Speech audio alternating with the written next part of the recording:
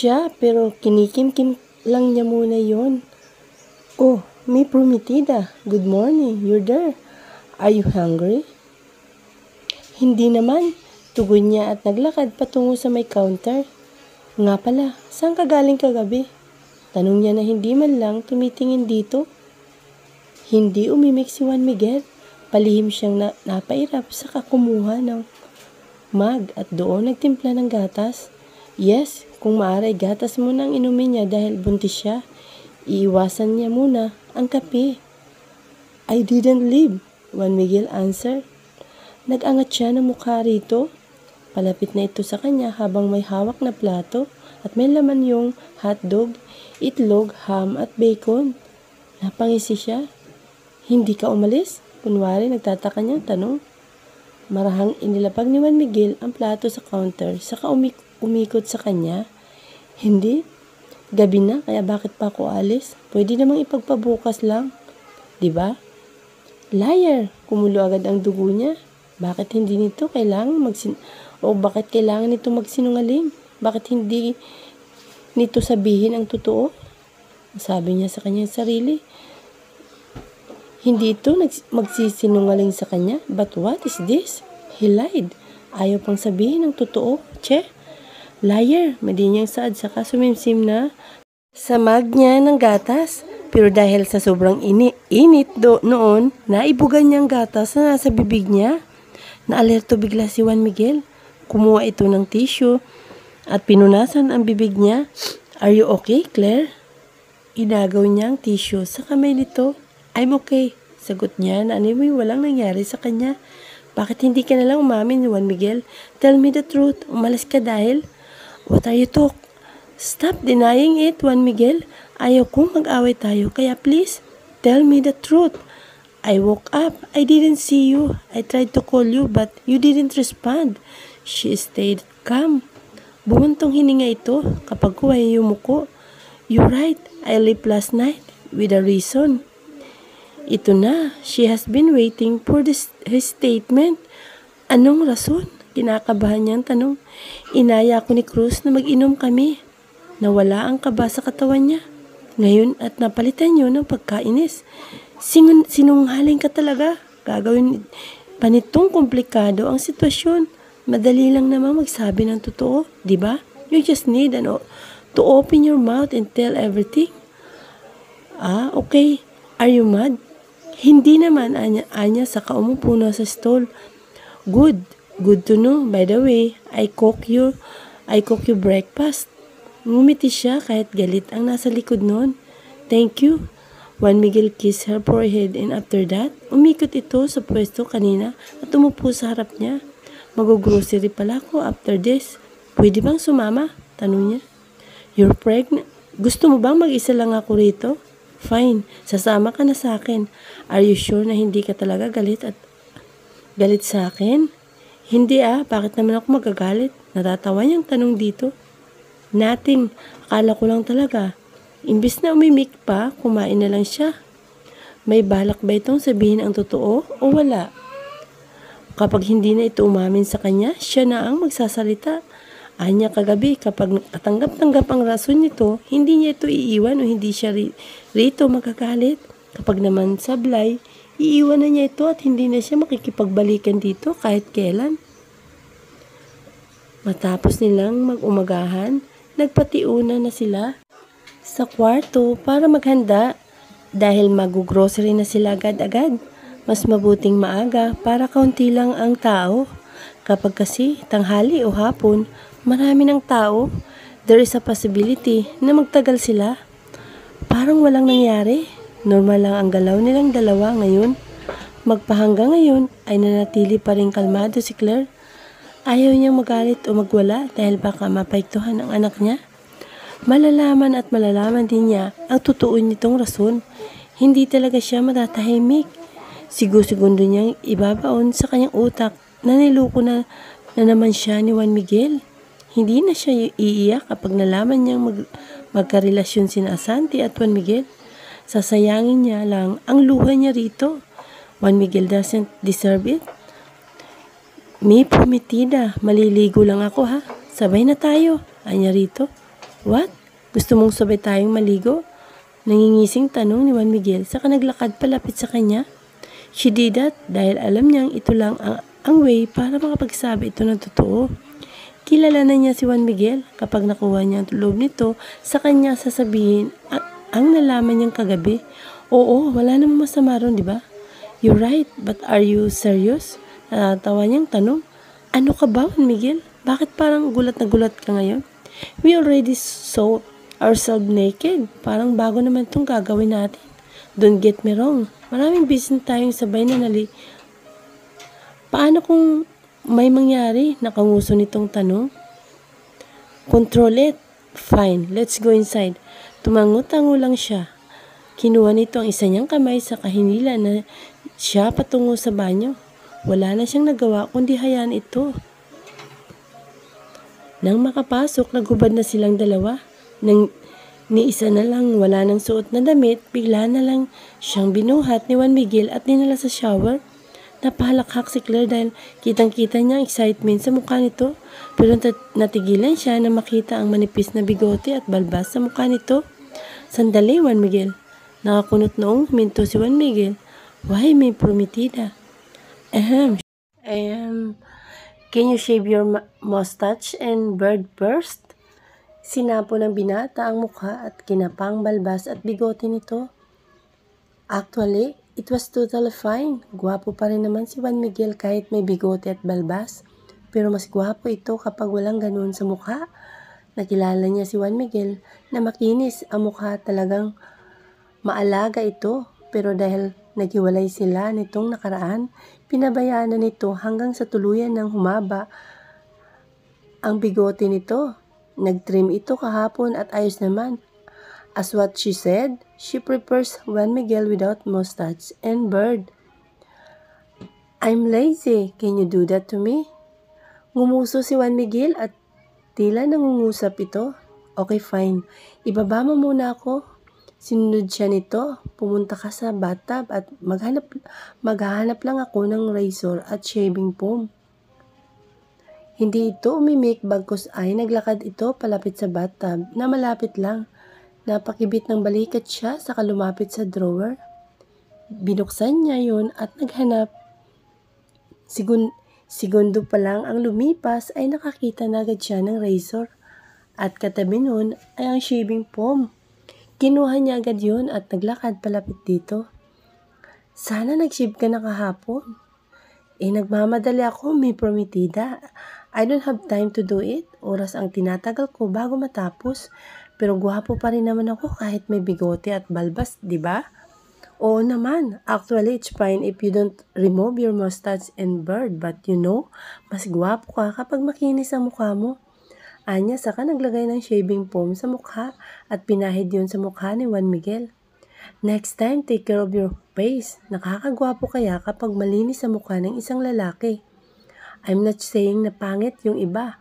Ha? May mga lalaki talaga na gwapo kapag may buhok sa mukha. May iba naman, hindi bagay. But it's fine. Kung saan ka komportable, idun ka. Anya pa. What do you mean by that? Maybe he's referring the last sentence. Nothing, she answered and started shaving him.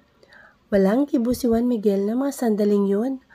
Maalam siyang nag-ahit dahil nagawa na niya ito sa daddy niya noon. Noon pa man, maalam din siyang magupit ng buhok. Hindi mahirap para kay Claire ang pag-aahit.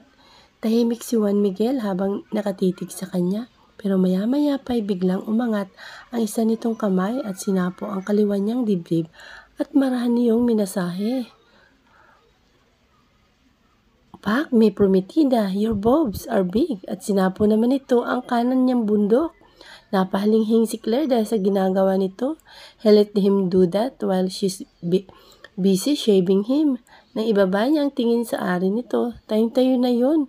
Kumikislot pa. Stop, Juan Miguel. Maya-maya mahiwa kita dyan Anya. Can I pack your boobs, may prometida? Nanlaki ang mga mata nito at napahinto sa ginagawa. What did you do? What did you say? Bastos ka talaga, Juan Miguel. I told you, control it.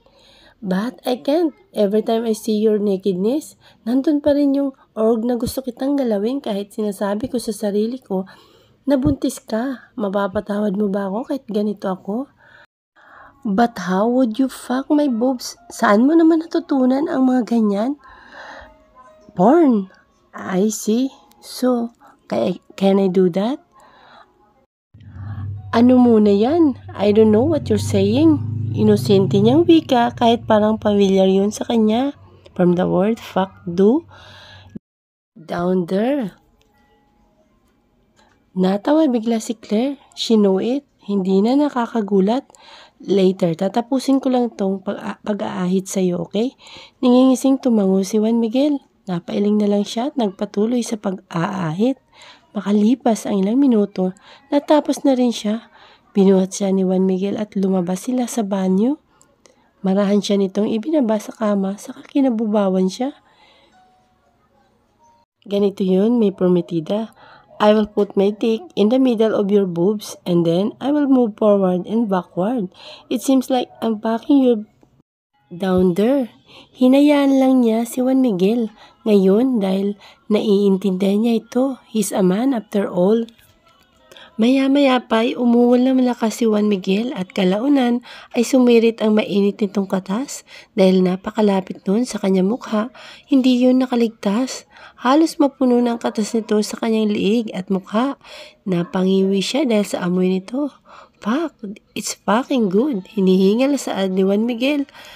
Nasusuka ako, Juan Miguel. Dali mo na ako sa shower. Anya habang nakapikit sapagkat hindi niya maimulat ang mga mata dahil may katas doon. Ito na, may prometida. Naramdaman niyang bumaba ito kapag kuwa'y binuhat siya. I'm so sorry, anya pa, anito sa kanya.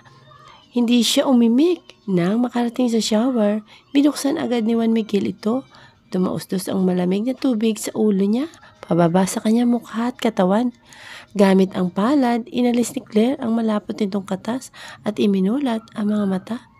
Are you okay? Bungad agad nito sa kanya. Yes, I am. Don't do this again, ha? I hate this. But it's awesome, right?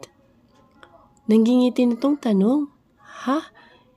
He, hindi ako porn star, no? Just kidding, my love. At niyakap siya nito. And no, you're not a porn star. I just wanna try it. It will never happen. Aba, dapat lang. Promise, I won't do that again. Umakto pa ito na nangangako. Promise ha, don't break. Natigilan siya bigla nang maalala yung kagabi. Oras na kaya para sabihin kay Juan Miguel na alam niya ang totoo. Na alam niya kung saan talaga ito nagpunta. What happened? Nag-aalala nitong tanong. Wala, don't mind me. Kibit balikat lang ay sinagot ni Juan Miguel sa kanya. Nagsimula na silang maligo at nang matapos, parehas na nakatuwalyang lumabas ng banyo. Sabay silang lumapit sa closet at kumuha doon ang isusuot nila. Nauna nang nagbihis si Juan Miguel, samantalang siya ay naghahanap pa rin. Marahil ay ito na ang oras. Ayaw na niyang patagalin pa, ayaw niyang maging tanga ng matagal. Kung talagang nagluloko ulit ito, mas mabuting iwanan na niya ito. Juan Miguel, can we talk? Hinarap niya ito. Bihis na ito at nag-aayos ng buhok. Yap, what is that? He asked while looking at her in the mirror. Nagpakawala siya ng hangin sa bibig sa kanilapitan ito. At dahil malapit lang ito sa kama, umupo siya habang may tuwalya pa rin ang katawan. Ang lakas ng kabog ng puso niya sa anuang oras ay matatanggal yun sa kanyang katawan. Kailangan niya itong gawin dahil kapakanan din niya ang pinag-uusapan dito. Alam ko kung saan ka pumunta kagabi. I heard everything, Juan Miguel. Mahinahon niyang wika at sinundan yun ng panunubig ng mga mata. Tumigil si Juan Miguel sa ginagawa at saka humarap sa kanya. Kita niya ang gulat sa mukha nito. Kita niya kung paano ito lumunok ng sunod-sunod. Makalipas ang ilang segundo, lumuhod ito sa harap niya. Did you hear everything? Did you know everything? Hindi makapaniwala nitong tanong. Tumango siya at kasabay noon ay ang pagtulo ng luha sa magkabila niyang mga mata. Yes, Juan Miguel. I know that and I heard everything. Emotional niyang magtugon dito. Mula sa mga mata ni Juan Miguel, tumulo roon ang mga luha. Kinuha nito ang kamay ni Claire pero mabilis nitong inagaw yun. Sino ito para hawakan siya? Sobra na ito. Sobrang-sobra na. Punong-puno na siya. I'm sorry, Claire. Paumanhin ito. Sorry? Hindi yan ang gusto kong marinig sa'yo, Juan Miguel. Ang gusto ko ay umamin ka. Umamin ka sa akin? Bakit mo pinuntahan si Asante? Ano ang rason mo? Hindi ba't nangako ka sa akin na hindi ka na magloloko? Nasaan na yun, Juan Miguel? I think mas tama si Daddy. Mas tama siya sa nasanay. Hindi na ako makapagbalikan sa'yo. Madiin niyang sabi sa katumayo. Pero mabilis na nahawakan ni Juan Miguel ang mga kamay niya at hindi nito yun binitawan. Imbes, sinawakan pa nito nang madiin. Hindi ako nagloko, Claire. Gagawin ko ang pangako ko. At ginagawa ko yun. Tinutotoo ko yun. Hindi ko kakainin yun dahil mahal na mahal kita. Please, makinig ka sa akin. Ikaw lang ang babaeng mahal ko. Wibot no na ayaw ko kay Asante. I hate that woman dahil siya ang may dahilan kung bakit natin ito nararanasan. Please, listen to me, Claire. Kaya kong umamin sa'yo. Nagmamakaawa nitong wika habang sunod-sunod ang pagtulo ng luha sa magkabila nitong mga mata. Bitawan mo ako at umamin ka sa akin. Walang emosyon niyang anas sa katinuyo ang magkabilang pisngi gamit ang isang kamay. Sinunod siya ni Juan Miguel na may bitawan nitong hawak na kamay. Tumayo ito, tinuyo rin ito ang pisngi bago binuka ang bibig. I lied. Nagsinungaling ako, Claire. Yung bata kahapon, hindi ko talaga yun inaanak at hindi siya nanghihingi ng pera sa akin. Kapatid siya ni Asante. Claire, nagmamakaawa siya na puntahan ko si Asante dahil na-aksidente ito. She was hit by a car and she was in critical condition. Pati na rin ang baby. But listen, pumunta ko hindi dahil sa nag-alala ko kay Asante. Pumunta ko para kausapin siya na tigilan na niya ang kahibangan sa akin. I really thought she was in danger, but I was wrong. Naloko lang ako, nagpapanggap lang si Asante at yun ang totoo. I talked to her. Lahat ng kailangang sabihin, sinabi ko na. Ayan ang nangyari, may prometida. Hindi ako nagloloko dahil ikaw lang ang tanging mahal ko. Please, believe me, Claire. I'm telling you the truth. Sinabi ko na ang kailangang sabihin, kaya pwede bang maging maayos na tayo, please? I don't wanna see you like that. Kanina ko pa napapansin na galit ka